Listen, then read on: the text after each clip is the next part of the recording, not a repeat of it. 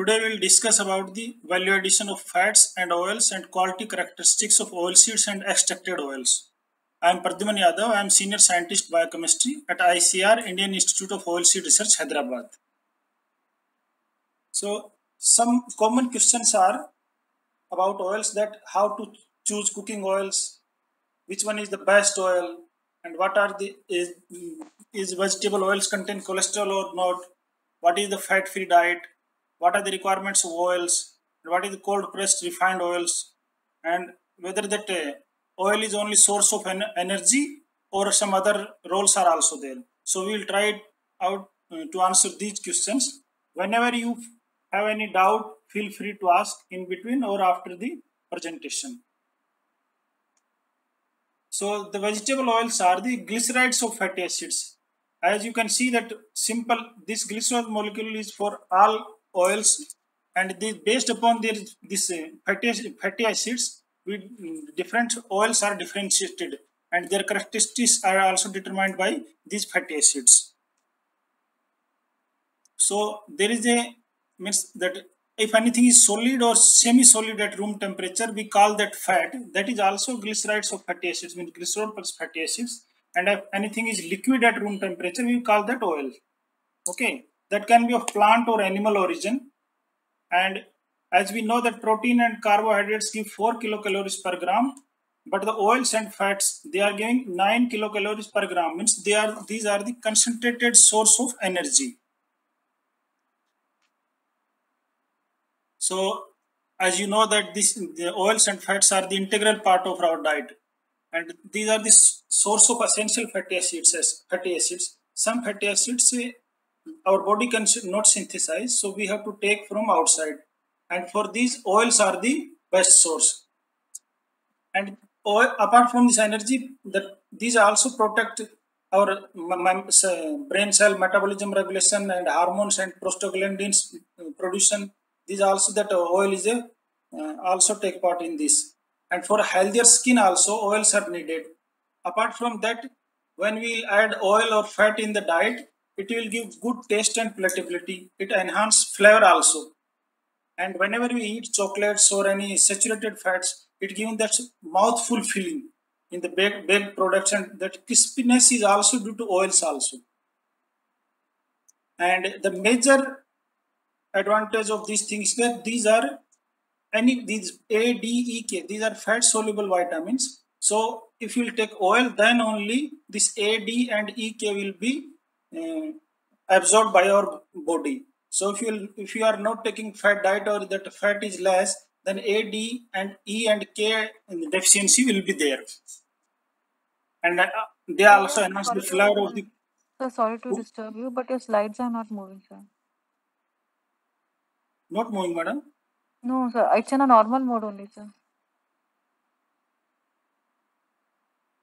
Now I am moving here. I can see that slides are moving, madam. Sometime in WebEx, it happens that you can see that, but we can't see.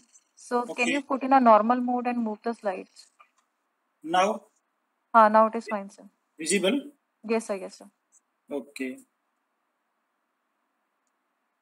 And some essential fatty acids means, in the previous slide I told that most of the fatty acids, if you will not take oil, the body will synthesize from carbohydrates and these things. But some are essential fatty acids like DHA and GLA. These we have to take from the our diet only. So this DHA and GLA, DHA is also and alpha linolenic is also called that omega-3 fatty acids. You might have heard about that omega-3 fatty acids. So these are very essential for our body. So we have to take them because they have major role in our body, like that regulate steroid production and hormone synthesis. They regulate pressure in eyes, like our immune response, and the dilation of our blood vessels. And these are the primary constituents of our cell membrane. Like that, so many functions are of there, these essential fatty acids. If you will not take these essential fatty acids, then there might be or maybe problems in the regulation and other vital organ functions in our body. So this is the pathway. This I will tell later. So we'll see the different oil seeds available. their fatty acid composition. So this slide will clear which oil is source of which fatty acids. Like this 18(3), this one, this is the omega-3 fatty acids. So here we can see that only few oils like that rice bran, mustard, and in this soybean and linseed, they are the source of omega-3 fatty acids. Oh, and in the previous slide also I told that this is the essential fatty acid. So the linseed is the richest source, that 53%, around 50 to 53% is the richest source of this omega-3.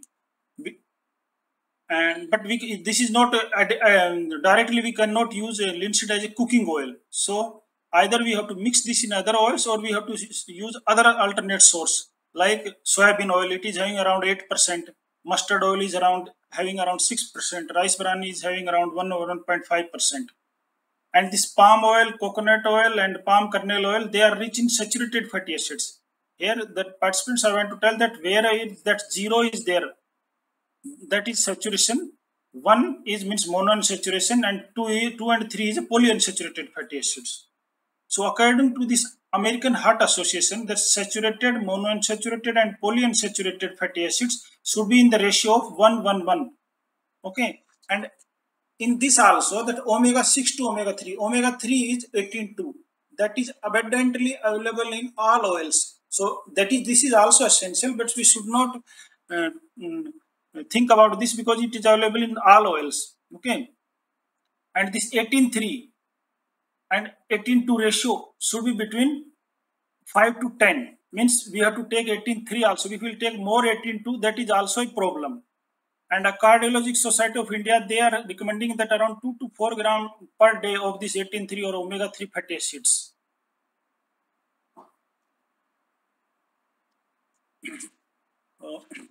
Some most misunderstood things means about oils is that excess of oils and fats, these are culprits of many lifestyle diseases. So we should not take excess, but we should not stop also. And these, if you take low fat diet, then that carbohydrates will convert it into fats. Okay, so we should take balance. We should not stop taking fat. If our body has tendency to create this fats or cholesterol, then carbohydrates will also produce. So we should take in moderation, and so we should take in right balance. Means that energy should come from 40 to 45% carbohydrates, 20 to 30% fats, and 20 to 25% from protein. So already I told that key is moderation, means we should not stop also, and we should not take in excess also.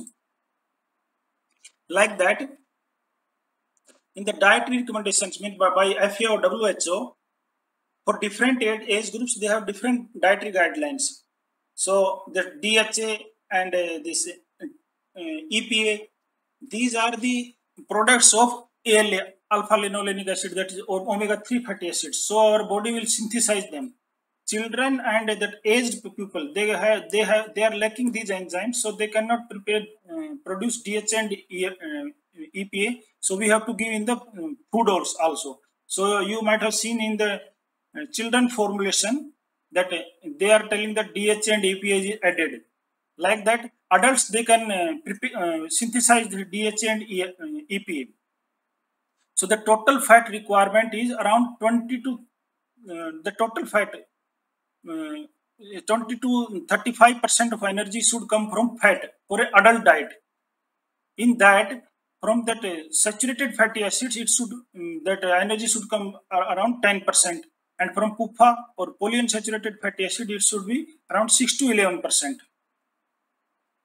So here we can see that for adult sedentary person, the total per day energy requirement is around 2000 kilocalories. So from this diet, we can say that from the 2000 kilocalories, that energy 20 to 35. So we'll take 30%. 30% energy should come from the fat. Okay. So 30% of energy is around 600 calories should come from the fat.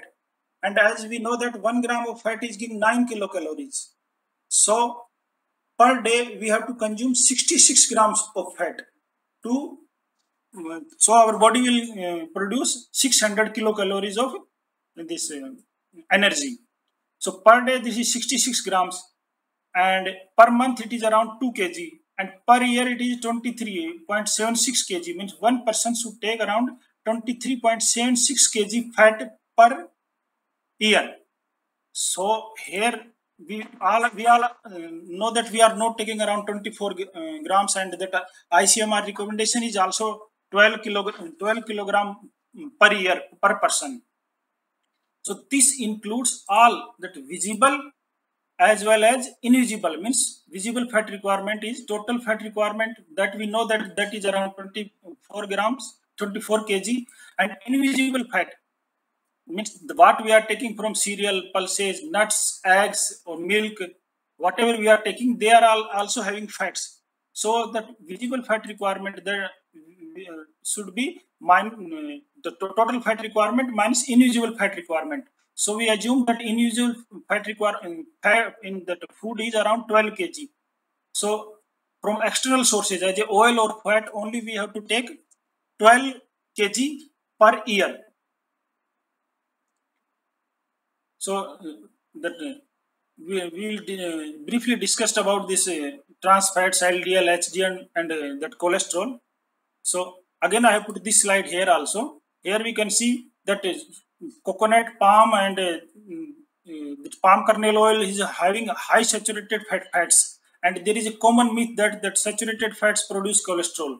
Okay, so if you people will tell that if you take coconut or palm oil, that the cholesterol will increase, but no such relationship is there in this thing.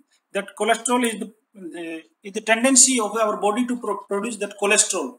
So either we will take oil or not, or which type of oil, the cholesterol is the inherent property of the body. So that LDL and HDL are two types of cholesterol. LDL is called bad cholesterol, and HDL, that high density lipoprotein, is called good cholesterol. So we have to take good quality fats rich in omega-3. They will enhance our HDL concentration and lower the LDL concentration.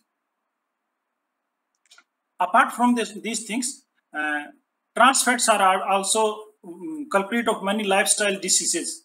Okay, the trans fats are involved in production of cholesterol also, and other oxidative stress in the body also. So according to WHO, that the trans fat consumption should be less than 1%, means 2.2 grams per day. So mostly our dairy that bakery products and that vegetable vanaspati oil, they are having these trans fats. In FSCC also they are fixing the limits less than 3% in India. To means 3%. If any product is having more than 3% trans fats, they will reject it.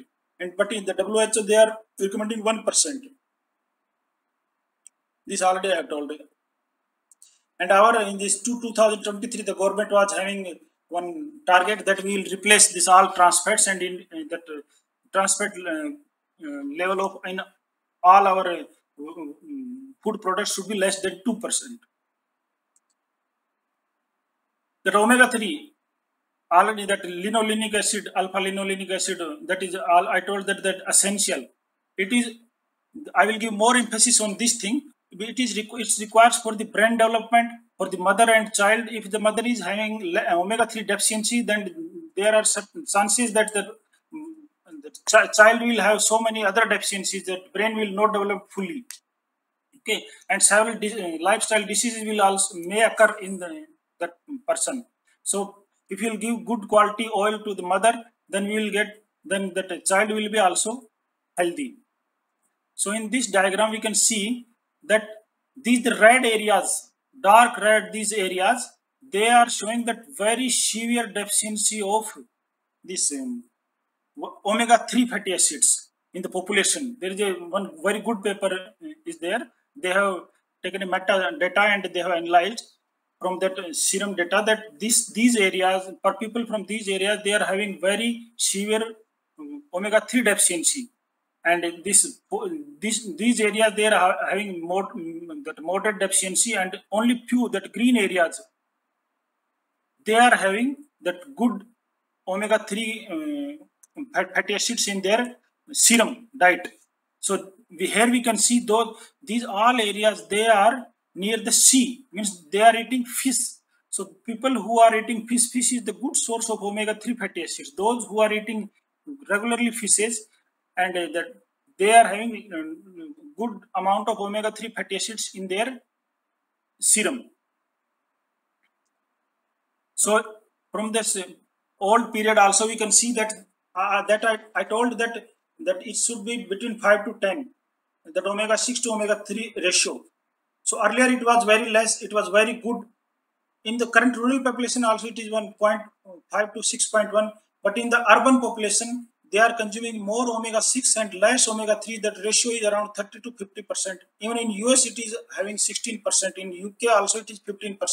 So it should be less. Means we should consume more omega-3 rich foods rather than omega-6 rich foods. So the urban population of India, they are, because of this omega-6 and omega-3 ratio, they are getting more diseases, lifestyle diseases.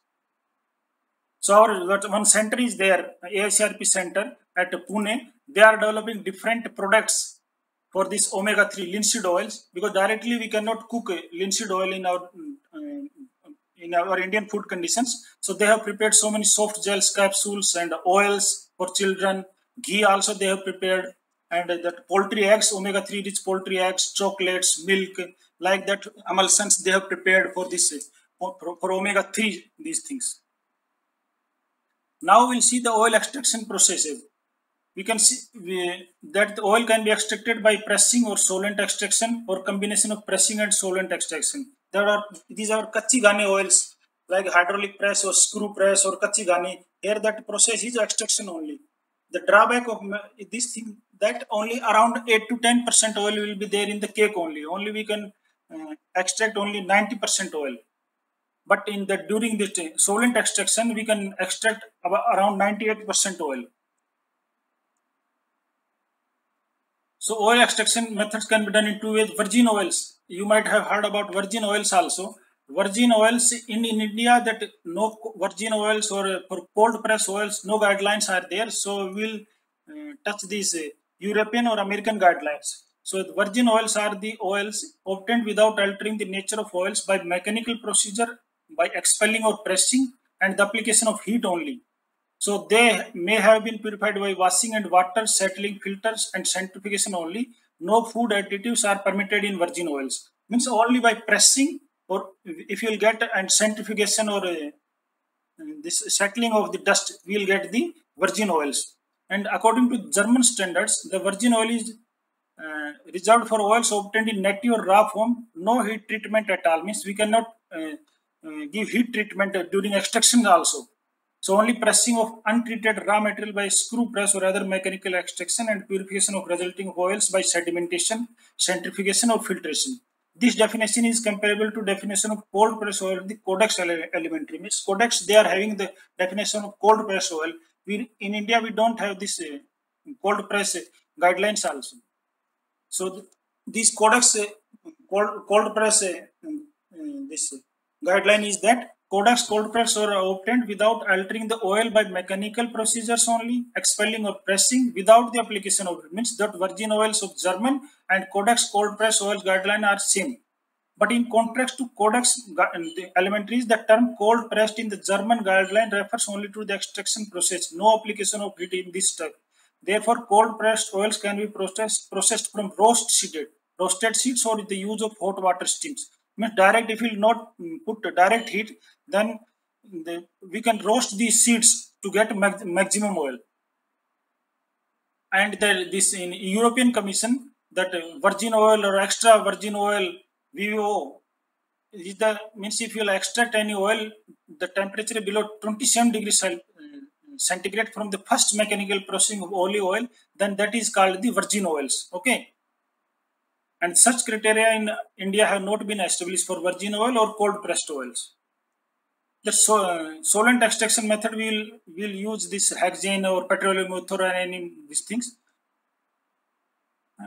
This is the refining oils. Means if sometimes we are having some anti-nutritionals and color and smells. So by refining, we can remove these things, and that we will, in refining, that major advantage is that free fatty acids will be removed, so that acid value will be less and the oil will be stable for more time, rather than the that expelled oil. Kachigani oil is less stable during that storage. So in this slide, we will compare about the expeller press versus solvent extracted oils. So in both the heat, in this cold press oil, we are not giving heat treatment, but in solvent extraction, heat treatment will be there. Chemical treatment will not be there in press, but in solvent extraction and refining, that chemical treatment will be there. And in cold press, we will not do refining. In solvent extraction, refining is needed to remove the solvents. Harmful solvent residues, they will not be present in the cold press oil, but they may present in the solvent extracted method. There will be no added preservatives in the cold press. Natural antioxidants like phenolics and tocopherols will be intact in the cold pressed oils, but they might be removed during solvent extraction method and during refining. Natural flavor will be retained in the cold extracted, but that is decreased in this solvent extraction. Both the oils are cholesterol free, means oil does not have cholesterol, so we should not feel that we will consume more oil, that cholesterol will be more. But major drawback of the cold press method is that oil recovery is very less. But in solvent extraction, we can extract up to 98 to 99%. And one other drawback of the cold press oil that metals, polyaromatic hydrocarbons, insecticide and pesticide residues, those are with the seed. They may come in the cold press oil, but in the solvent extraction and refining, these things will be removed. So utilization preferably used only in cooking due to high FFA, low smoke point, utilized for frying and cooking as low in FFA, because free fatty acids are low in this solvent extraction. So for deep frying is also good in that solvent extraction method oils. So there are so many ways for this oil modifications. Means as you know that vanaspati, that is actually oil, but by hydrogenation we make it as ghee.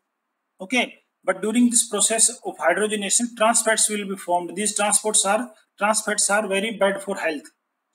Apart from that, we can modify by interestrifications, by fractionation, like in the palm oil, we are having to palmolene as well as palm stearin. So if we'll do extraction and we'll keep that oil in the fridge, so we will get two layers. The upper layer will be the liquid layer, that is palmolene oil, and the lower layer will be palm stearin layer.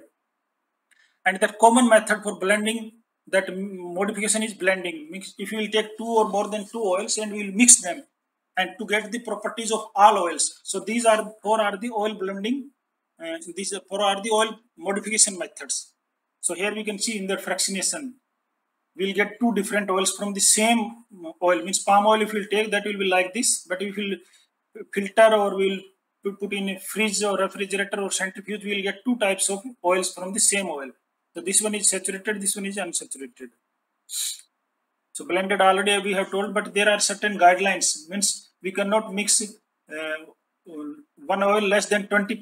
So here I will read this blended oil blend guideline by the Bureau of Indian Standards. Blended vegetable oils is an admixture of two vegetable oils, refined or raw or both, in which the proportion of any one oil is not less than 20%. Means we can add 20-80, means one oil is 20%, other oil is 80%. Then we can mix 30% and 70%, 60% and 40%, or 50-50%. But we should not mix an oil less than 20%. This we have told already, we have done. Yes, now the deterioration of oils and fats. So when we will store the oils, they will deteriorate. Deteriorate means some free fatty acid will form, peroxides will form, bad smell, rancidity will come. This is due to air, means oxygen, or due to the presence of moisture in the air or in the oil. So for during storage, we should store the oil in a dark and tight container. Okay, and before storing, we should ensure that the oil does not contain moisture, otherwise it will rancid. So the fatty acid composition is also important for this storage. And if oil is having high antioxidants, like madam told that, like vitamin E or these A, that storage life will increase.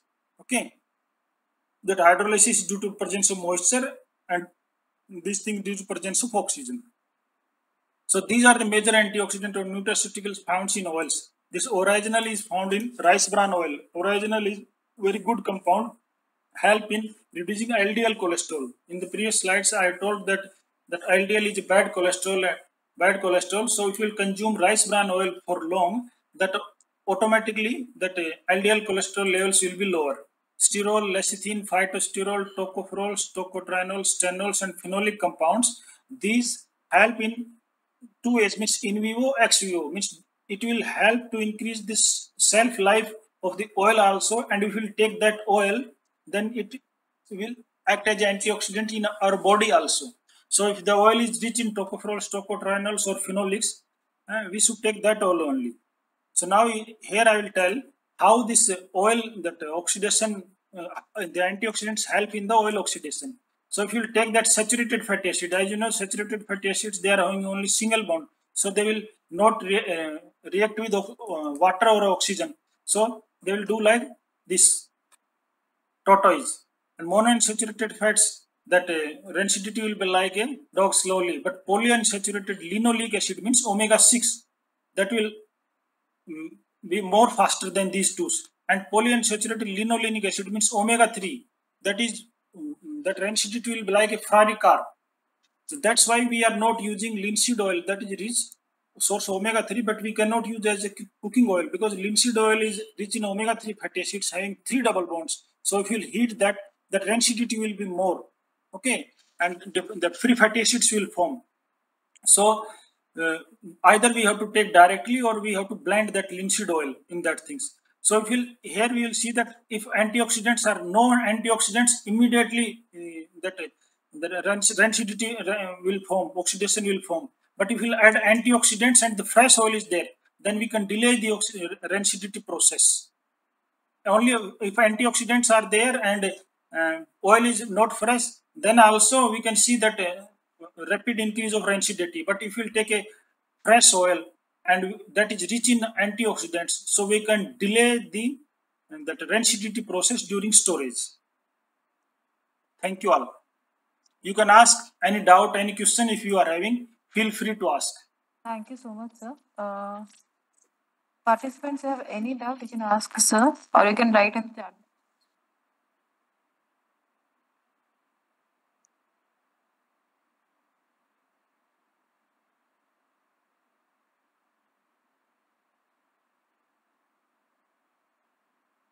If you are having any doubt, you can ask, no problem. Oil related, or if you are take oil, what will happen, what oil to consume, different time things, you can ask. I will answer these things.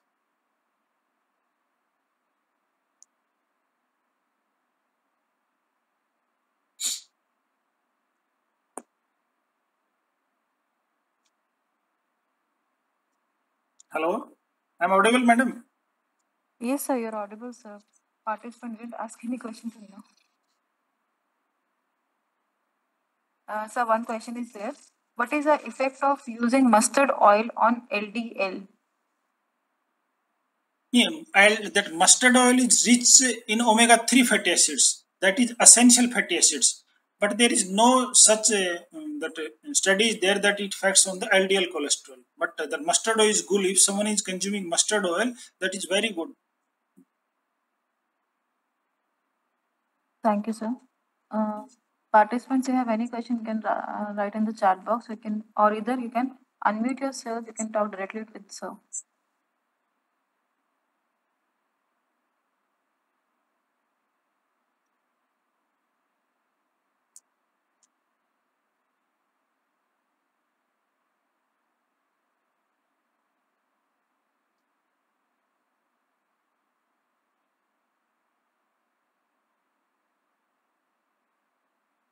No doubts. It means I have cleared all the doubts in slides only, madam.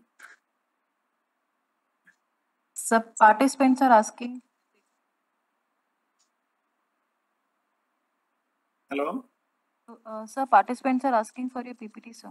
Yeah, those things I will share, madam. Yes, sir. Thank you, sir.